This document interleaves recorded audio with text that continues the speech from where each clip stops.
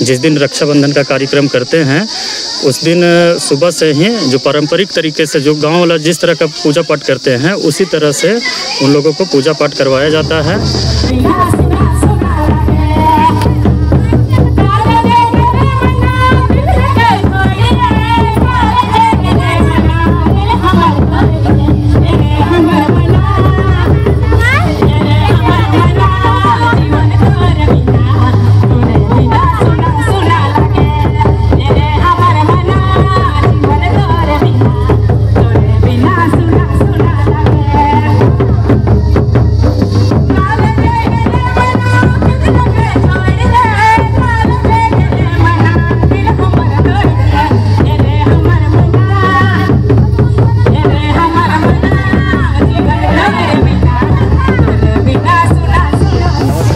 मैं मिथुन और आप देख रहे हैं खबरी लाल। इस वक्त हम केली गांव में हैं जो हजारीबाग से 20 किलोमीटर की दूरी पे है और यहाँ पे आप देख सकते हैं वन विभाग के द्वारा एक कार्यक्रम आयोजन किया गया था जो पेड़ संरक्षण के लिए ये राखी बंधन का त्यौहार के रूप में मनाया गया था। तो आइए यहाँ के ग्रामीणों से जानते हैं कि ये रक्षाबंधन क्यों मना रहे हैं और इसके पीछे कारण और वजह सब ढूंढने का प्रयास करेंगे इस वीडियो में। जब बात जल जंगल ज़मीन की होती है तो एक तरफ पुरुषों का तो होता ही है, लेकिन एक तरफ महिलाओं का सबसे ज़्यादा भागीदारी भी होती है। हमारे साथ कुछ महिलाएं हैं, उनसे भी जानेंगे कि आज जो रक्षाबंधन का त्यौहार मनाए हैं उनका उद्देश्य और क्या रहा है इसके प्रति। तो दीदी सबसे पहले आपको जोहार, नमस्कार। जोहार। तो ये रक्षाबंधन मनाने का उद्देश्य क्या रहा? रक्षाबंधन मनाने का उद्देश्य मेरा हमारे गाँव की महिलाएं पुरुषों की सबकी यही है कि हमारे जंगल से हमारे शुद्ध वातावरण पर्यावरण काफ़ी पर्यावरण में गंदगी फैली जा रही है, जिसे ये वातावरण हम पेड़ पौधे को रखेंगे तो वातावरण मेरा शुद्ध होगा और मुझे शुद्ध हवा मिलेगी। पीने का जो पानी हमें अभी नहीं मिल पा रही है, तो ये जंगल उजड़ने के कारण मेरे पानी का स्रोत नीचे चली जा रही है और अभी हमें पीने के लिए भी कठिनाई हो रही है। आज आप लोग पेड़ों में राखी बांधे हैं तो इसे भाई की तरह ही संरक्षित करके रखने का प्रयास भी होगा आप लोगों का? जी सर।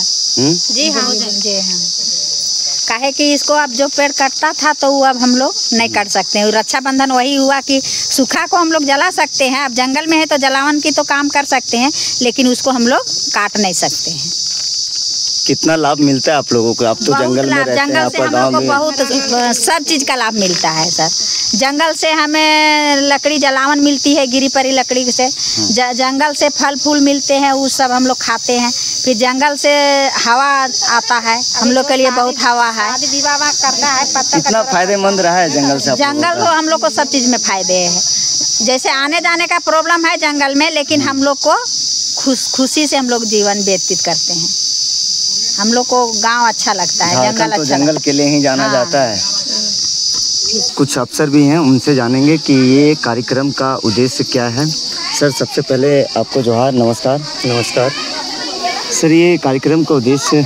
ये पर्यावरण संरक्षण के लिए मेन उद्देश्य है इसका, ठीक है ना, कि प्रकृति का बहुत ज़्यादा विनाश हो रहा है, उसको बचाया कैसे जाए उसके लिए एक जागरूकता अभियान चलाया जा रहा है और बहुत पहले से चल रहा है। इसका इतिहास बहुत पुराना है, ठीक ना। इसमें है कि हम लोग सबसे पहले जिस दिन रक्षाबंधन का कार्यक्रम करते हैं उस दिन सुबह से ही जो पारंपरिक तरीके से जो गांव वाला जिस तरह का पूजा पाठ करते हैं उसी तरह से उन लोगों को पूजा पाठ करवाया जाता है और एक भाई समझ के हर एक पेड़ पर रक्षाबंधन का कार्य किया जाता है, राखी बांधा जाता है, धागा बांधा जाता है, ताकि वो एक भाई समझ के उस पेड़ को कटने से बचा सके।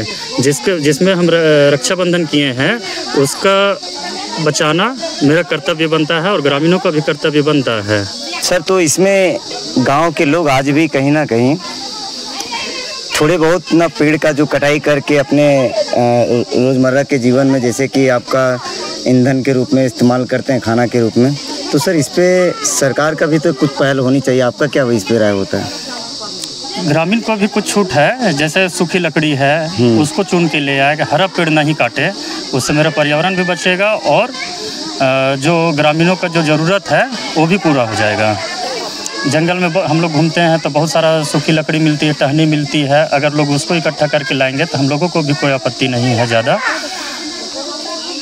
और दिक्कत तो है, वो भी लाना मतलब मना ही है, लेकिन क्या कीजिएगा, मतलब गांव सटा हुआ है जंगल से, उन लोगों का जीने खाने का भी एक मतलब रोज़गार तो है नहीं उतना अच्छा से।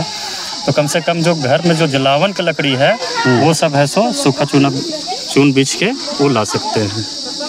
सर, तो ये कार्यक्रम हर एक गांव में आप करते हैं या फिर? जी जी बिल्कुल, कि हर एक गांव में है। अभी देखिए, पहले भी उधर डाटो तरफ हो चुका है, ठीक ना, डाटो में हो चुका है, अभी यहाँ कैले में है, और फिर प्रस्तावित है 9 तारीख को सकरजा और डुमरी में, वो कट्टम सांडी ब्लॉक में पड़ता है जी, वहाँ पे 9 तारीख को प्रस्तावित है।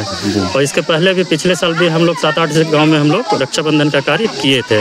उसमें पंडरा था, बुंडू था और बरका कला था, फिर दोनई कला था, ये सब गांव में हम लोग किए थे। अभी जो गांव छूटे हुए हैं उन लोगों में पहले प्राथमिकता के तौर पर ये कार्यक्रम चला रहे हैं, उसके बाद फिर समय मिलेगा तो फिर उधर भी किया जाएगा। जी सर, बहुत बहुत धन्यवाद आपका सर। जी धन्यवाद। और इस कार्यक्रम का संचालक भी हैं, तो आइए जानते हैं उनसे। सबसे पहले सर स्वागत है आपका एक खबरी लाल पे। सर, ये कार्यक्रम कितना सफल हो पाया है अभी तक? ये कार्यक्रम जो है एक मानवता, जंगल और ज़मीन और जो हमारी पुरानी संस्कृति है, जिसको कहीं ना कहीं आज के आधुनिकवाद में डिस्टेंस से बनता जा रहा है, उस चीज़ को, उस परंपरा को हमें फिर से अपने जंगल और वन माता के साथ जोड़ने का एक प्रयास किया जा रहा है। और जहाँ जहाँ तक ये कार्यक्रम का आयोजन किया जा रहा है, वहाँ कहीं ना कहीं लोगों के अंदर फिर से वो एक वन माता के प्रति प्यार और अपने जंगल के वन्यजीव प्राणियों के प्रति प्यार, वो सद्भावना एक जागृत हो रही है, जो एक बहुत अच्छा प्रयास है और बहुत अच्छा रिजल्ट देता है। मतलब जो झारखंड अपने नाम, अपनी पहचान के लिए जाना जाता है, जल, जंगल, ज़मीन बचाव को लेकर के, तो इस पे एक पहल ये भी है, तो इसको आप किस रूप में देखते हैं? ये एक बहुत ही सकारात्मक पहल है। सकारात्मक पहल ऐसे है कि यहाँ ग्रामीणों को बताने की ज़रूरत या विभाग को बताने की ज़रूरत नहीं है कि जंगल हमारे लिए कितना ज़रूरी है, वन्य प्राणी हमारे लिए कितना ज़रूरी है, ये बताने की ज़रूरत नहीं है, लोगों को पता है। लेकिन एक कहीं ना कहीं उस सोच को लोग थोड़ा साइड करते जा रहे हैं। और ये एक जो बिरसा हरित चेतना अभियान के तहत ये कार्यक्रम का आयोजन किया गया है वन विभाग की मदद से, जो पूरा स्टेट में ये कार्यक्रम चल रहा है, बिरसा हरित चेतना अभियान, उसी के तहत इस कार्यक्रम का आयोजन किया जा रहा है। और इस आयोजन का मुख्य उद्देश्य ये है कि ग्रामीणों को एक आध्यात्मिक रूप से हम अपने वन माता से जोड़ें और उनको वो सद्भावना विकसित करें, ताकि हमारा जंगल और वन्य प्राणी बचे और भविष्य सुरक्षित रहे।